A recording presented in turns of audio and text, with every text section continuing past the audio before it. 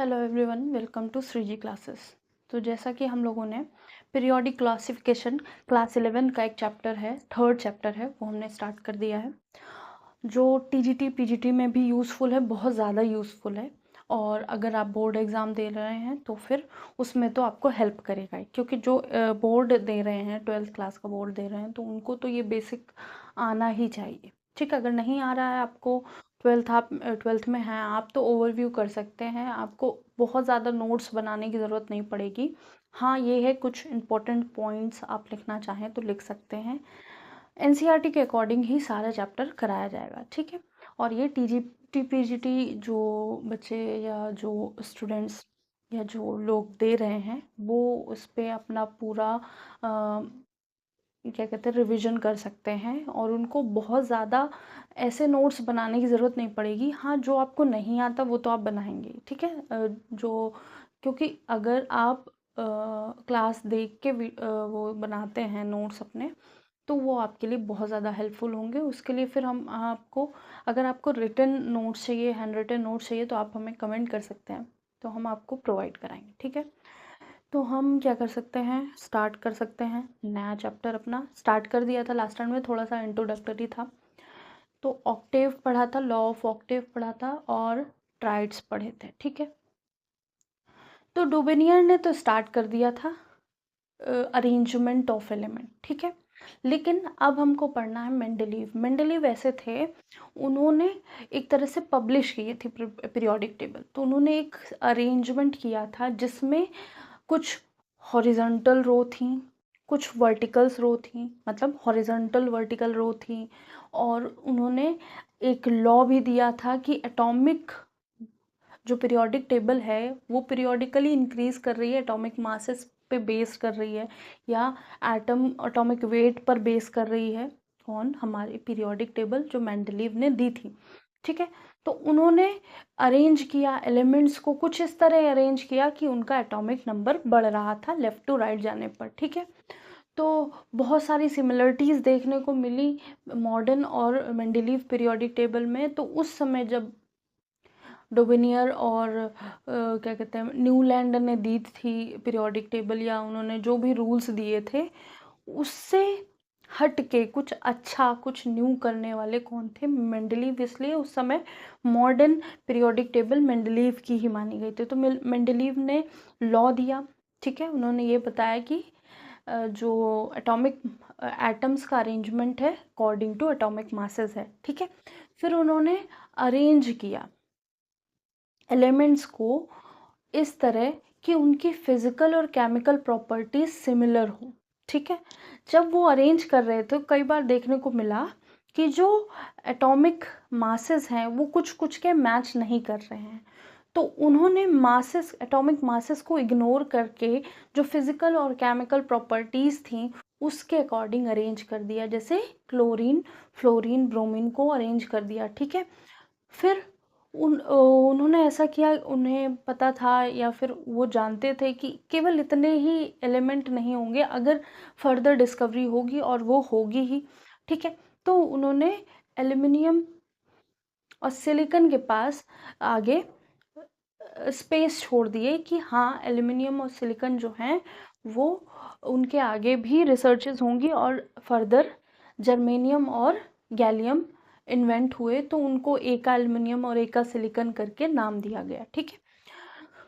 तो अभी उसके बाद उन्होंने स्पेसेस छोड़े इनके लिए जो न्यू एलिमेंट थे, और साथ ही उन्होंने कुछ चीज़ें सिमिलर प्रॉपर्टीज़ के बेसिस पे अरेंज कर दी थी। तो ये सारी चीज़ें हमको लिखनी है और समझनी है कि ये है क्या, ठीक है। तो फर्स्ट हम हेडिंग डालते हैं, पहले हम समझ लेते हैं जो एनसीईआरटी में दी गई है ना पीरियोडिक टेबल मेंडलीव की, वैसी ही है।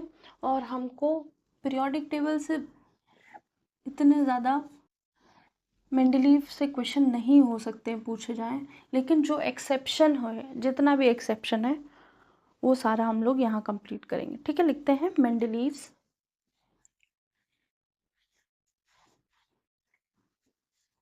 Periodic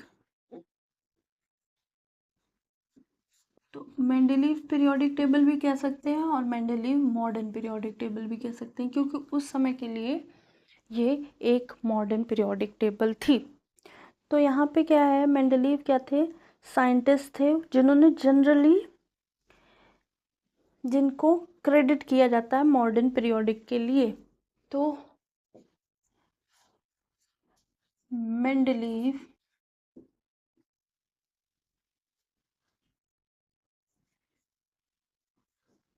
generally credited for modern periodic table। ठीक है, पीटी मतलब पीरियोडिक टेबल। मेंडलीव ही ऐसे थे जिनको मॉडर्न पीरियोडिक टेबल में उनका योगदान फर्स्ट माना गया और उनको ही क्रेडिट दिया जाने लगा। ठीक है, सेकंड थिंग हम लोगों को ये लिखनी है, या फिर credited with the development of modern periodic table, कुछ भी लिख सकते हैं, credited for modern periodic table. ठीक है, ठीक है, इतना उसमें जोड़ नहीं देना, जो ज़्यादा इम्पोर्टेंट है उस पर ध्यान देना है। ठीक है, तो फिर डोमिनियर ने स्टडी पीरियोडिक टेबल की, पीरियोडिक रिलेशनशिप की इनिशिएट करी थी। तो लिख सकते हैं, एक तो डोबिनियर की स्पेलिंग वो हो जाती है डोबेयर, हाँ, डोबिनियर इनिशिएटेड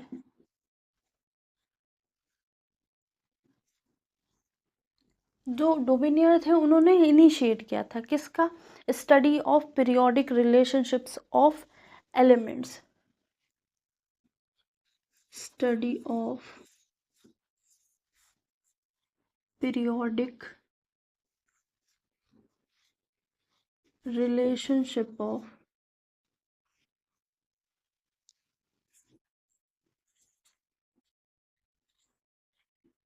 एलिमेंट्स। ठीक है, फिर और मेंडलीव वो थे जो पब्लिश की थी, जिन्होंने मॉडर्न लॉ फर्स्ट टाइम। ठीक है, तो मेंडलीव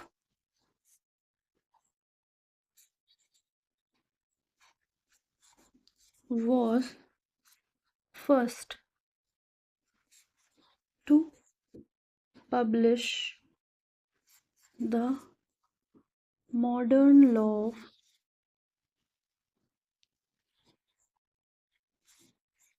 किसका, modern law of periodic table,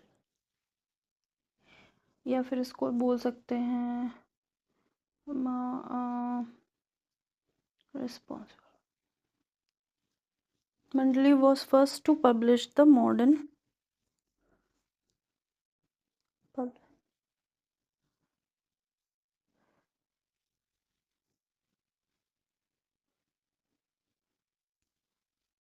इसको लिख सकते हैं Mendeleev was first to publish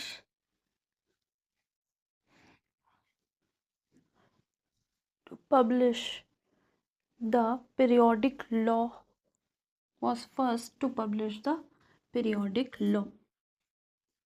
ठीक है, पीरियोडिक लॉ पेश करने वाले, ये इंट्रोड्यूस करने वाले वो फर्स्ट थे। ठीक है, तो वो लॉ क्या था वो भी लिख लेते हैं।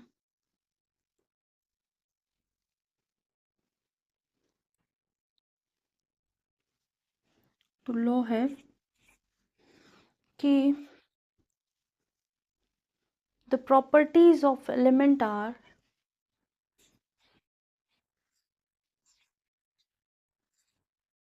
The properties of elements are, जो एलिमेंट्स की प्रॉपर्टीज हैं वो क्या है, पीरियोडिक फंक्शन है। हाँ, पीरियोडिक फंक्शन किसका, पीरियोडिक मतलब एक इंटरवल के बाद उनके एटॉमिक वेट में सिमिलरिटीज देखी जा सकती है, periodic function of their atomic weights, किसका, एलिमेंट्स का एटॉमिक वेट। तो ये है हमारा मेंडलीव ने जो पीरियोडिक लॉ दिया था वो। ठीक है, तो अभी चीज़ें समझ में आ गई होंगी कि डोबिनियर ने पीरियोडिक रिलेशनशिप ऑफ एलिमेंट बताया था, ठीक है, लेकिन मेंडलीव फर्स्ट थे जिन्होंने पीरियोडिक लॉ को पब्लिश किया था, और उनको ही क्रेडिट जाता है मॉडर्न पीरियोडिक टेबल का, ठीक है, तो इसको नोट कर लीजिए।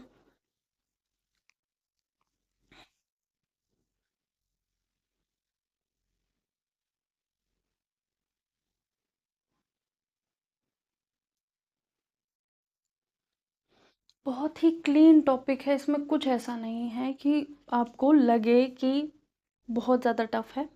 बस हाँ, कुछ निमोनिक्स याद करने होंगे पीरियोडिक टेबल में, जब मॉडर्न की बात करेंगे तब, और यहाँ पे तो बिल्कुल ही बेसिक चलेगा, ठीक है, कुछ ऐसा है ही नहीं, मतलब कुछ फैक्ट्स होंगे, समझने होंगे कि मेंडलीव ने किस तरह से उस समय सोचा, और मॉडर्न ने भी, तो मतलब यहाँ पे तो आपको बस फैक्ट्स ही पढ़ने होंगे और फैक्ट्स ही याद रखने होंगे। अगर आप नहीं कर पाएंगे ये, तो फिर थोड़ी सी प्रॉब्लम हो सकती है। तो मेंडलीव इतने बोल्ड थे या इतने मुखर थे कि उन्होंने उस टाइम जब लोग कुछ कुछ और बातें कर रहे थे, तो उन्होंने अपनी पीरियोडिक टेबल बनाई, पीरियोडिक टेबल में स्पेसेस छोड़े, अगर कहीं भी डिफरेंसेस एटॉमिक वेट में देखने को मिल रहे थे, तो उन्होंने क्या कर दिया था, फिर भी उसको इग्नोर करते हुए सिमिलर प्रॉपर्टीज़ के बेसिस पे सारे एलिमेंट्स को अरेंज किया था, ठीक है, हो गया, इसको रब करते हैं। तो मेंडलीव ने अरेंज किए थे एलिमेंट्स, मतलब in his periodic table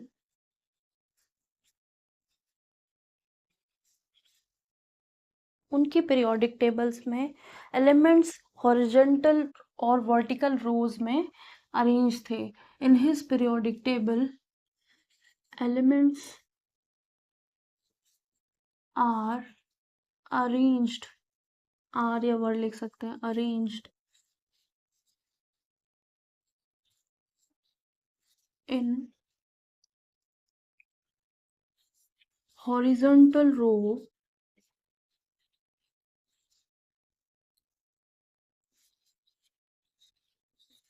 and vertical columns.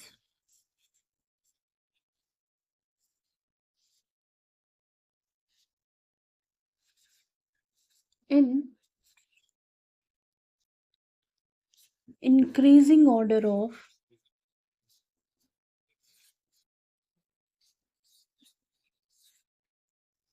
their atomic masses के बेसिस इंक्रीजिंग ऑर्डर में ये जो अरेंजमेंट था एलिमेंट का हॉरिजॉन्टल और वर्टिकल रे में था, increasing order of their atomic masses, ठीक है। नेक्स्ट पॉइंट ये है कि जो मेंडलीव थे, मेंडलीव ने क्या किया था, सिमिलर प्रॉपर्टीज को सेम वर्टिकल कॉलम में रखा था या सेम ग्रुप में रखा था, ठीक है। वर्टिकल कॉलम को उन्होंने ग्रुप नाम दिया था, तो लिख लेते हैं वर्टिकल कॉलम, स्पेलिंग तो गलत नहीं है,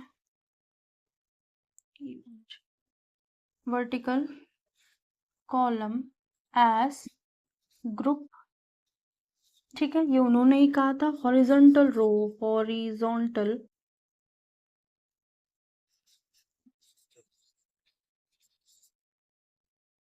रो एज,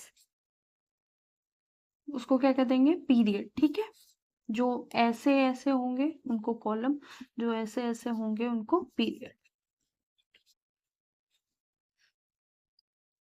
अब क्या बोला है उन्होंने कि उन्होंने सिमिलर प्रॉपर्टीज के एलिमेंट्स एक से सिमिलर कॉलम में रखे थे या सिमिलर ग्रुप में रखे थे,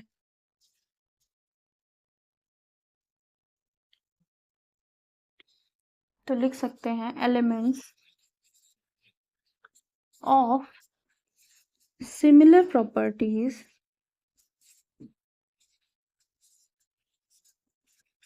are arranged in same column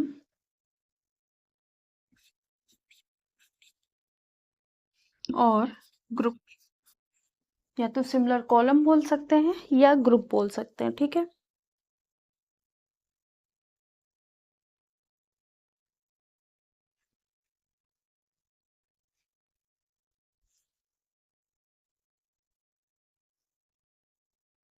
तो और इन्होंने एम्पिरिकल फॉर्मूला जो था ना उस पे भी उस पे भी विश्वास करके इन्होंने ये सब चीजें अरेंज करी, तो उनको आइडिया था एम्पिरिकल फॉर्मूला का भी, ठीक है।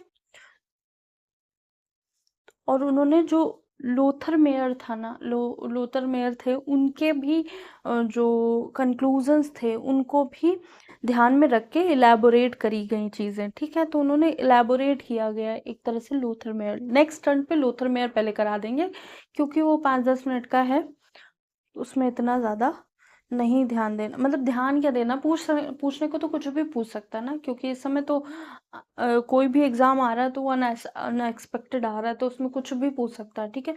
तो लोथर मेयर भी करा देंगे। तो लोथर मेयर क्या है कि वो अरे एलिमेंट्स को मेल्टिंग पॉइंट और वॉल्यूम और इन सब में अरेंज किया गया है, ठीक है। उसका एक प्रॉपर ग्राफ बनाया गया, बताया गया कि यहाँ यहाँ ऐसे एलिमेंट होंगे, यहाँ यहाँ वैसे एलिमेंट होंगे, मतलब अरे एलिमेंट का अरेंजमेंट ग्राफ के थ्रू बताया गया, ठीक है। तो लूथर मेयर को भी इन्होंने इलेबोरेट किया था, ठीक है। लास्ट लाइन लिख सकते हैं। हम्म, तो एक तरह से यहाँ लिख लेते हैं कि इन्होंने क्या किया था।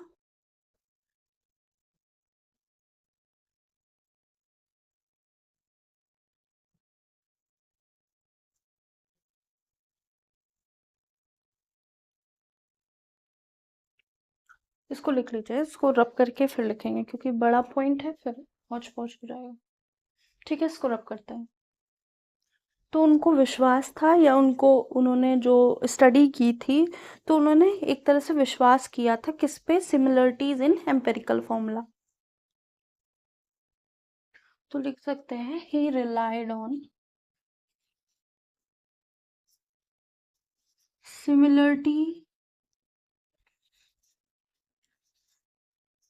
Of empirical formula of element, ठीक है। मतलब कि मेंडलीव के टाइम भी एम्पेरिकल फॉर्मूला का आइडिया था, ठीक है। Empirical formula and properties of compound, formula of element and properties of compound.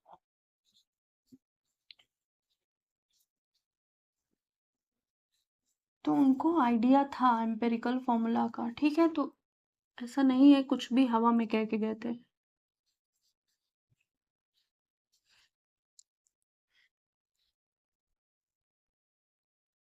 ठीक है। formed by the element here, formed by the element, ठीक है।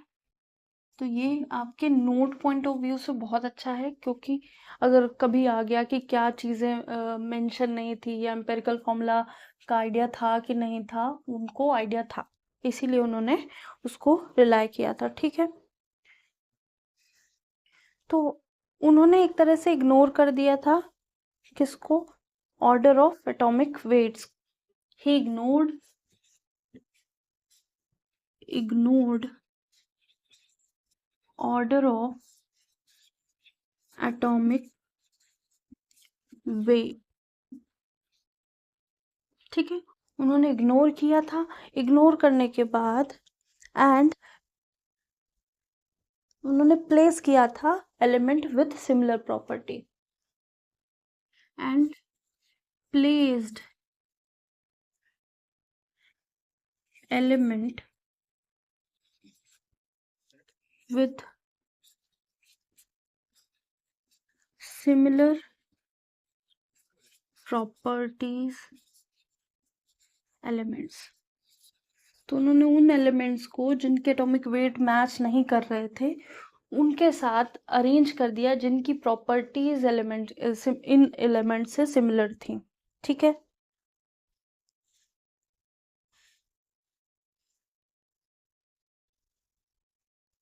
एग्जाम्पल है आयोडीन, ठीक है। तो आयोडीन का लोअर एटॉमिक वेट है टेलुरियम से, ठीक है। और फिर भी आयोडीन को बाद में रखा। तो एग्जाम्पल है इसका, T has more atomic weight than iodine, even then place iodine with fluorine and bromine group. ठीक है, तो उन्होंने फ्लोरीन और ब्रोमीन ग्रुप के साथ आयोडीन को रख दिया, क्योंकि इसके बावजूद कि टेलोरियम का एटॉमिक वेट ज़्यादा है, क्योंकि आयोडीन का फ्लोरीन और ब्रोमीन वाले ग्रुप वाला जो एलिमेंट था उससे क्या था, उनकी प्रॉपर्टीज, सिमिलर फिजिकल प्रॉपर्टीज या केमिकल प्रॉपर्टीज उससे मैच कर रही थी। ठीक है, इसलिए आयोडीन को फ्लोरीन और ब्रोमीन वाले ग्रुप में एडजस्ट कर दिया या उसको रख दिया।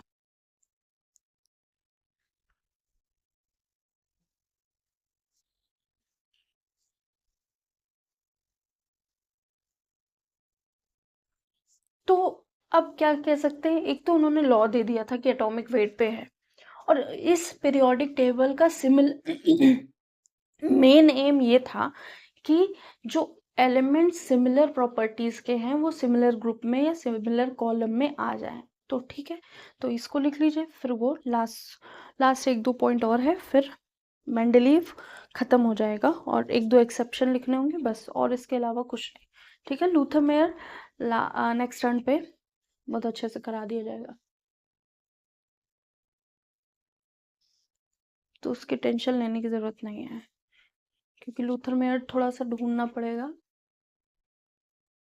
इवन शायद कोई पढ़ाता भी नहीं लूथर मेयर, क्योंकि एनसीईआरटी तो पढ़ा ही नहीं रहे लोग। एनसीईआरटी में सारी चीज़ें गिवन है, मतलब गिवन बहुत सारी चीज़ें नहीं है, लेकिन नाम दे रखे हैं, कभी एग्जाम्पल में, कभी ग्राफ में, तो उसमें सारी चीज़ें इंपॉर्टेंट है। तो अगर हम एनसीईआरटी मार्क करने बैठते हैं ना, तो ऐसा लगता है सब कुछ इंपॉर्टेंट है, तो इसलिए उसका जो बैकग्राउंड है वो पता होना चाहिए कि उसमें किस बेसिस पे किया। तो एनसीईआरटी में लूथर बिल्कुल नहीं दिया है। ठीक है, तो उसको कर लेंगे नेक्स्ट रन पे कि क्या है उनका कहना। इसको रब करते हैं। तो नेक्स्ट पॉइंट क्या है, primary aim of arranging elements is to keep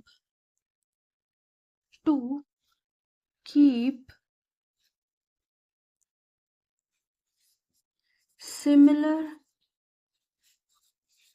property element in similar group या सिमिलर कॉलम। ठीक है, तो मेन एम यही था कि सिमिलर प्रॉपर्टीज के एलिमेंट सेम जगह रखे जाए।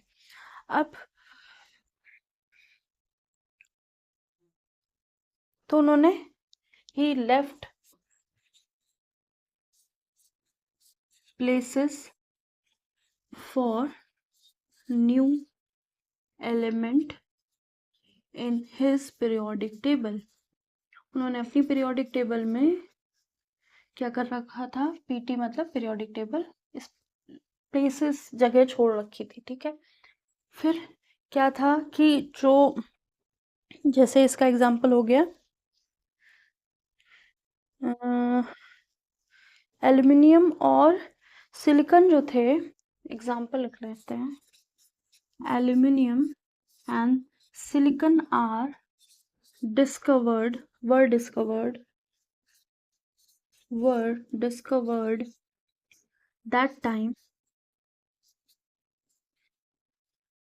but gallium and germanium are not.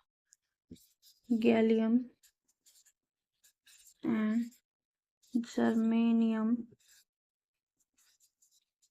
are not। तो उनकी जगह पे इन्होंने क्या नाम दे दिया, एक का एल्युमिनियम एंड एक का जर्मेनियम, एक का सिलिकॉन। ठीक है,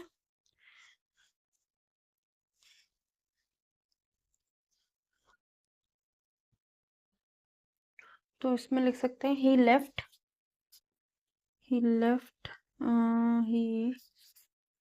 left place under aluminum and silicon and named as Eka Aluminium and Eka Silicon। ठीक है, Eka Silicon, AKA लिखना है। ठीक है,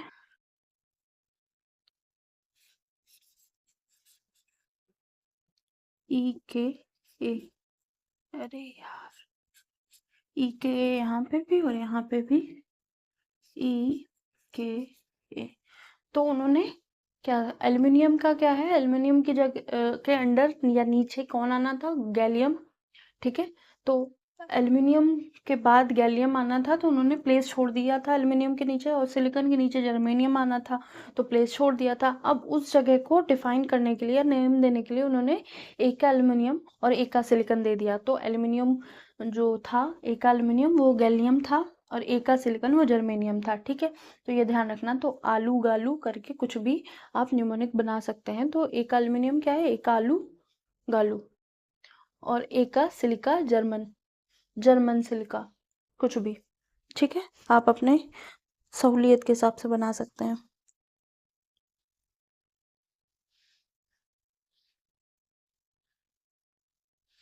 उन्होंने केवल ये नहीं बताया था कि ये जो एक एल्युमिनियम है, एक सिलिकॉन है, वो मतलब एटॉमिक वेट से या, लेकिन उन्हें कुछ उनका नाम नहीं दे पा रहे थे, लेकिन उन्होंने कुछ फिजिकल प्रॉपर्टीज भी इनके बारे में क्या कर रखी थी, उनको डिस्क्राइब किया था। ठीक है, जनरल फिजिकल प्रॉपर्टीज भी एल्युमिनियम, ये जर्मेनियम और गैलियम की डिस्क्राइब कर रखी थी, जो एल्युमिनियम और सिलिकॉन के नीचे आने वाले थे ग्रुप में। ठीक है,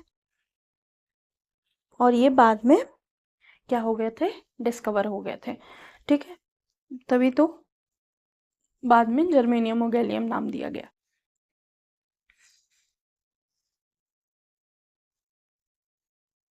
तो उन्होंने कुछ ऐसे ये प्रेडिक्शंस किए थे, इसकी वजह से उनकी पीरियोडिक टेबल को बहुत ज़्यादा क्या किया, अप्रिशिएट किया गया, उनकी बोल्डनेस को, उनकी जो भी ये मतलब कॉन्फिडेंस था उसको अप्रिशिएट किया गया, और इसकी वजह से ये, और उनकी जो पीरियोडिक टेबल जो थी पब्लिश करी गई। ठीक है, अब जो होगा वो नेक्स्ट मॉडर्न पीरियोडिक टेबल होगा। और एक, हाँ, इसमें इसकी लिमिटेशन से लिख देते हैं।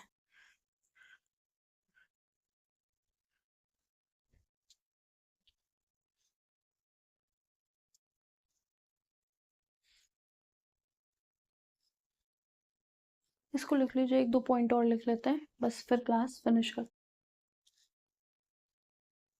ठीक है, तो अब कुछ छोटे छोटे पॉइंट हैं। पहला पॉइंट कि उनके में वर्टिकल लाइंस या ग्रुप्स कितने थे। तो मेंडलीव पीरियोडिक टेबल में, मेंडलीव पीरियोडिक टेबल में हैज ग्रुप्स, कितने ग्रुप थे, तो 8 ग्रुप थे। हैज 8 ग्रुप लिख सकते हैं, हैज 8 ग्रुप, और 7 पीरियड, उनके पास 7 पीरियड्स थे। ठीक है, फिर इनकी जो पीरियोडिक टेबल थी वो वैलेंसी ऑफ एलिमेंट से डिसाइड की गई थी। ठीक है, तो group of elements decided by valency, जैसे मॉडर्न पीरियोडिक टेबल में की गई है, वैलेंसी ऑफ एलिमेंट्स। ठीक है, और जो इनकी पीरियोडिक टेबल थी ना, रिएक्टिविटी, जैसे जो एलिमेंट्स थे वो आर से रिप्रेजेंट किए पीरियोडिक टेबल में, देखना लास्ट नीचे आर, RO2 ऐसे करके लिखा हुआ है। तो उसका मतलब ये है कि इनकी जो पीरियोडिक टेबल थी वो, उसमें एलिमेंट्स आर से रिप्रेजेंट किए गए थे, elements are represented by by R. और जो इनकी पीरियोडिक टेबल थी उसमें हाइड्रोजन और ऑक्सीजन की रिएक्टिविटी पे बेस थी। तो लिख सकते हैं Mendeleev periodic table is based on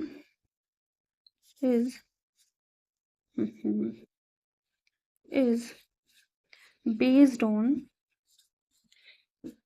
reactivity of hydrogen and oxygen। ठीक है, तो उनकी पीरियोडिक टेबल हाइड्रोजन की रिएक्टिविटी और ऑक्सीजन की रिएक्टिविटी पे बेस थी।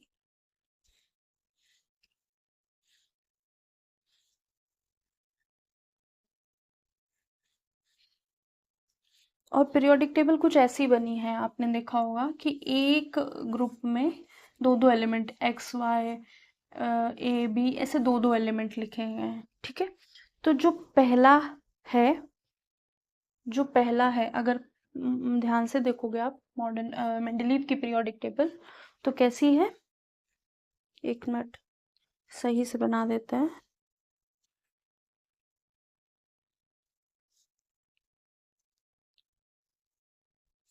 तो यहाँ पे क्या है, ऐसे पीरियोडिक टेबल है, उसमें क्या है ऐसे फर्स्ट जीरो ग्रुप, पहले तो सीरियल नंबर दे रखा है, फिर जीरो ग्रुप 1 2 3 4 ऐसे करके दिया गया है। ठीक है, फिर इसमें क्या कर दिया गया है, नीचे पहले आर दिया गया है, फिर R2O दिया गया है ऐसे ऐसे करके, फिर ऐसे RO ऐसे करके दिया गया है। तो मतलब R से क्या है, एलिमेंट्स है, O से क्या रिएक्टिविटी दिखाई गई है, फिर कहीं कहीं RH4 RH3 RH2 भी दिया गया है, RH4 RH3 ऐसे करके दिया गया है। तो मतलब ये जो बेस्ड थी किस पे थी, हाइड्रोजन और ऑक्सीजन की रिएक्टिविटी पे थी। इसके बाद इन्होंने एलिमेंट्स ऐसे अरेंज किए हैं, जैसे यहाँ पे हीलियम है, फिर नियॉन है। तो अगर कहीं देखा होगा आपने एलिमेंट दिए गए हैं, कहीं एक इधर दिया गया, एक इधर दिया गया है, कहीं ए बी ऐसे तो जो इधर वाला है ना उनकी हाई रिएक्टिविटी है, हाई रिएक्टिविटी एलिमेंट है।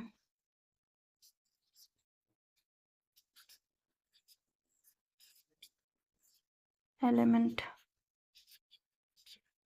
और जो सेकंड वाली लाइन है ना, सेकंड वाली, ये क्या है, लो रिएक्टिविटी एलिमेंट।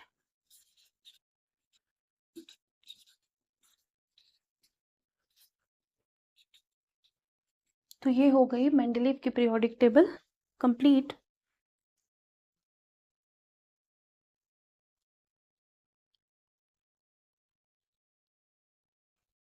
तो मेंडलीव कंप्लीट हो गई है।